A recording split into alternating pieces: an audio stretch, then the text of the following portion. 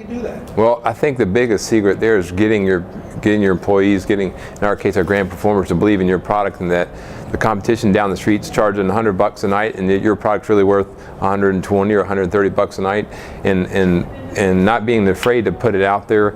I think somebody mentioned today on the panel that 2 weeks out there, you got 80% occupancy and you're going to drive your rates, and so we've really focused on how to manage those rates. And as you know, many of our properties are in the Autograph Collection, so we work with the Marriott Revenue Management team, we work with our internal revenue management team and really drive those rates.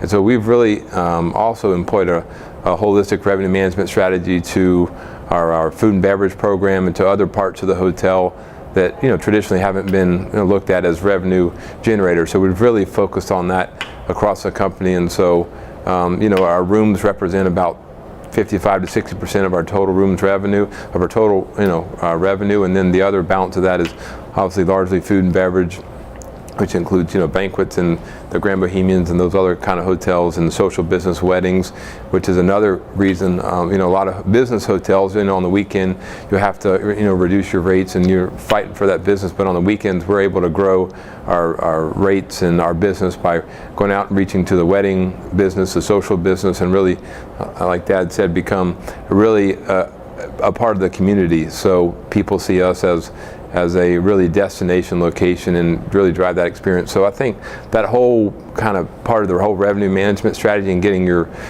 employees and your sales team to really believe in your product and not be afraid to push rate. And then when you get obviously good guest comments and good GSS scores and good TripAdvisor scores, and that social media has been a big part of that too.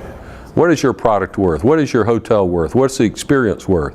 And what we do is, that really sets us apart, is we create experiences. We start with a concept, and then once we start with the concept, then we design it all the way through. And you see it in the restaurants, you see it in our art galleries, you see it in our spas, you see it in the hotel. It's a consistent experience. And then the guy down the street, few people, if any, have really done that well.